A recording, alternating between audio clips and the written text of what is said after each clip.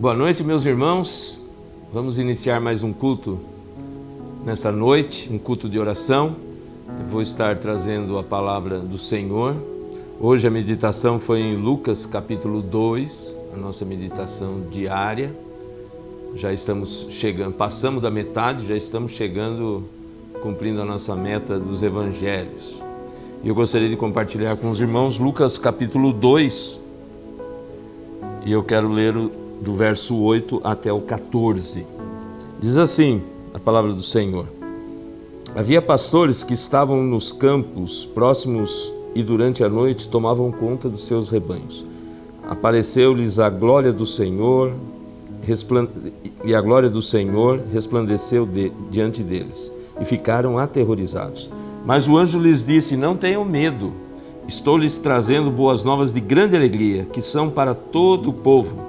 Hoje na cidade de Davi nasceu o Salvador, que é Cristo, o Senhor. Isto lhes servirá de sinal. Encontrarão um bebê envolto em panos e deitado numa manjedoura.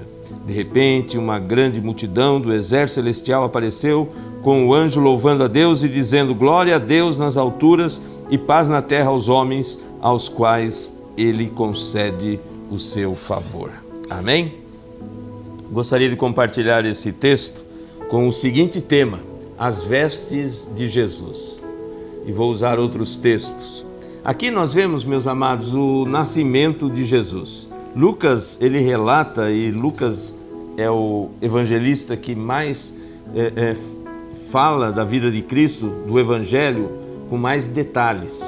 Lucas era o mais erudito da turma, ele era um médico, estudado, grego, e ele tinha essa habilidade em colocar o texto e dizer alguns detalhes importantes. Então, quando você quiser ver alguns detalhes dos acontecimentos de Jesus, livro o Evangelho de Lucas. E Lucas, ele não teve um encontro com Jesus, ele viveu na mesma época, mas ele não teve um encontro com Jesus. Ele escreveu o Evangelho fazendo pesquisa com os outros evangelistas, pesquisa com as pessoas. Esse texto, meus amados, é um dos textos mais lindos da Palavra de Deus, que fala sobre a vinda do nosso Salvador Jesus Cristo.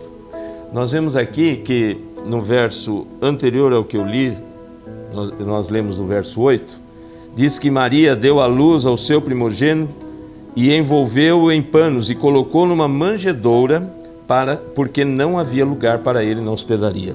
Jesus, ele veio humildemente, ele veio como homem. Lucas apresenta Jesus sendo o servo, o homem.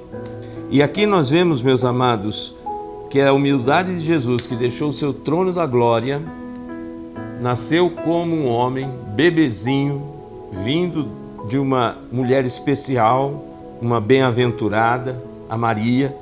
E assim, no nascimento dele, como eles eram de poder financeiro baixo, foram para Belém para o recadastramento e não tinha lugar para eles na hospedaria. Maria teve o bebê ali na manjedoura onde ficavam os animais. Mas eu quero atentar para o detalhe de que o menino estava na manjedoura envolto em panos. A primeira veste de Jesus era um pano. Geralmente, meus amados, as pessoas de classe pobre, eles eram trapos, não eram aqueles panos de linho, mas eram trapos que eles faziam para envolver os recém-nascidos. Fico imaginando que Jesus ele foi envolto em trapos, mostrando a sua humildade. Então, a primeira veste de Jesus foi de ser uma pessoa vinda a esse mundo como homem, o Cristo, homem, mas humilde, como servo.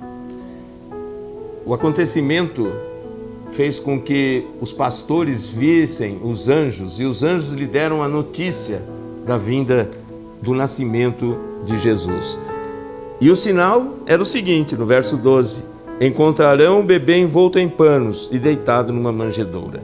E aí uma grande multidão de anjos celestial apareceu, louvando a Deus e dizendo: Glória a Deus nas alturas e paz na terra aos homens, aos quais Ele concede o seu favor.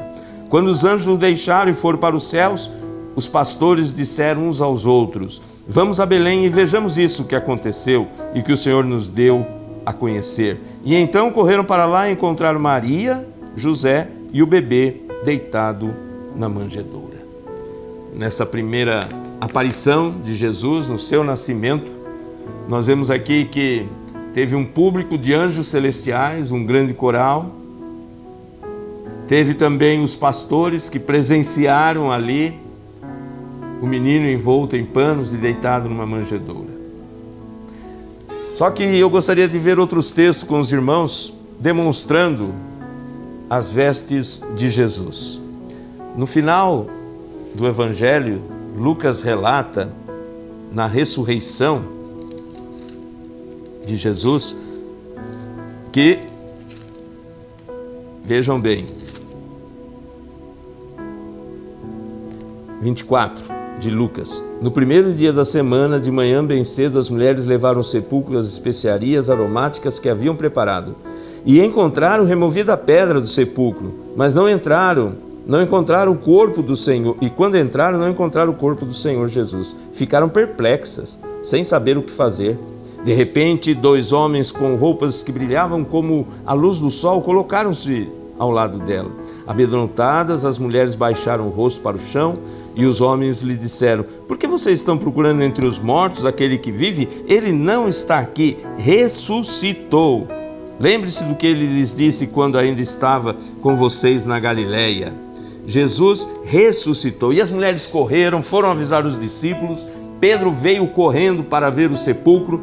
No verso 12 diz que quando chegou, abaixando-se, viu as faixas de linho e mais nada.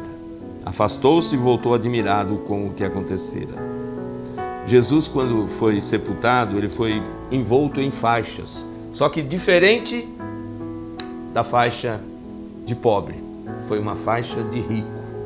Mesmo porque aqueles que o enterraram, eles tinham poder aquisitivo. Ele foi enterrado no cemitério de rico e ele foi envolto em faixas de linho.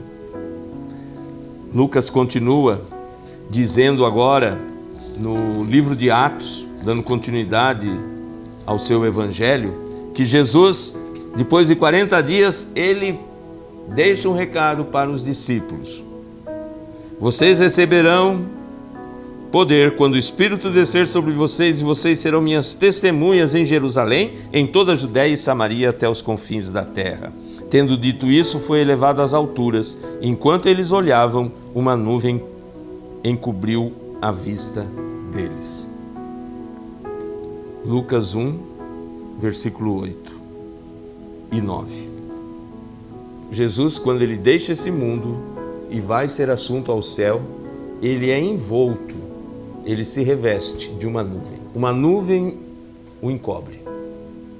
E essa foi a última vestimenta que os olhos viram, os olhos humanos viram. E aqui quem presenciou também foi os discípulos. Pois bem, meus amados, nós temos falado que Jesus está voltando. E quando ele voltar, ele virá com vestes novas, ele virá com uma autoridade de rei. Lá em Apocalipse, capítulo 19,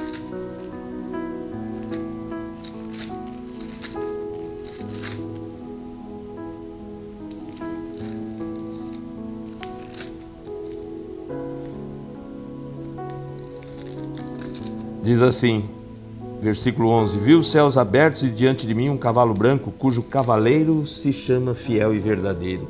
Ele julga e guerreia com justiça. Seus olhos são como chamas de fogo. Em sua cabeça várias coroas e um nome que só ele conhece e ninguém mais. Está vestido com um manto tingido de sangue. Aqui nós vemos, meus amados, que a vestes de Jesus ainda está manchada com sangue. E o seu nome é a palavra de Deus, ou o verbo de Deus, como João diz. Os exércitos do céu o seguiram, vestidos de linho fino, branco e puro, e montados em cavalos brancos. De sua boca sai uma espada afiada, com a qual ele ferirá as nações, e as governará com cetro de ferro. Ele pisa o lagar do vinho do furor da ira de Deus Todo-Poderoso. E em seu manto, em sua coxa, está escrito este nome: Rei dos Reis e Senhor dos Senhores.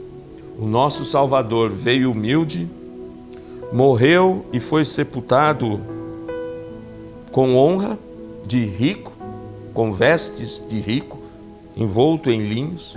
E quando ele volta, foi assunto ao céu, envolto em nuvem. E quando ele volta com um manto manchado de sangue, para que o mundo inteiro possa ver que é ele mesmo que morreu e derramou o seu sangue para a remissão de pecados. Rei dos Reis, Senhor dos Senhores. É interessante, meus amados, mais um detalhe, que quando no capítulo 22 de Apocalipse, Jesus fala assim: eu sou o alfa e o ômega, o princípio, o primeiro e o último, o princípio e o fim. Felizes os que lavam suas vestes, e assim têm direito à árvore da vida e podem entrar na cidade pelas portas. Meus amados, como está a sua veste? Como nós temos nos vestido? Eu sei que a vestimenta externa pouco importa, porque Jesus, Deus, Ele olha o nosso coração, o nosso interior. Mas o nosso exterior reflete o nosso interior. Por isso, como estão as suas vestes? Vimos nessa noite as vestes de Jesus. Como você está vestido? Como você está se portando? Como as pessoas têm olhado para você? Que Deus possa nos abençoar e que possamos lavar as nossas vestes com o sangue precioso do Cordeiro. Que Deus os abençoe. Amém? Meus irmãos, eu gostaria de lembrar os irmãos que domingo que vem nós temos o nosso culto online às 19 horas. Vamos colocar também os avisos. Os irmãos que já se inscreveram vão poder continuar. Nós temos que passar essa mensagem às outras pessoas, principalmente aos não crentes, para que eles também possam desfrutar da palavra de Deus. Então, domingo, combinado, 19 horas. E eu gostaria de levar os irmãos a orarem por aqueles que têm saído para trabalhar. Há muitos irmãos nossos que têm saído para o trabalho. Irmãos que correm risco, né, da contaminação, mas que são obrigados a trabalhar. Temos os vigilantes, temos aqueles que trabalham em empresa, temos aqueles que trabalham nos hospitais, na rede de saúde, aqueles que trabalham com atendimento ao público, né, que ainda não foi fechado e precisa disso, aqueles que trabalham na polícia, nos bombeiros, ou seja, médicos, que nós possamos orar por esses queridos irmãos que têm trabalhado nesse período tão difícil em que nós estamos de quarentena. Lembre deles, nós temos muitas irmãs aqui na igreja que trabalham também nessa área, lembremos-nos dela. Coloquem os seus pedidos, meus irmãos, no grupo do WhatsApp da Pibijama, porque daí nós vamos colocar também no boletim da igreja. Ok? Combinado? Vamos orar então para encerrarmos o culto. Senhor, muito obrigado, Senhor Deus, pela Tua palavra, que é viva e eficaz. Obrigado, Deus, porque ela nos exorta, Senhor Deus, a cada dia. Obrigado por essa leitura que estamos fazendo, Senhor Deus, dos 40 dias dos Evangelhos. A cada dia vemos coisas novas, Senhor Deus, porque a Sua palavra se renova. Que essa palavra fale ao coração dos Teus servos, para que possamos pensar como estamos nos vestindo, como estamos nos apresentando perante as pessoas. Qual é o nosso linguajar, qual é a nossa maneira de tratar, qual é a nossa maneira de se portar. Que o Senhor esteja abençoando a Tua igreja, e eu oro assim no nome de Jesus. Amém.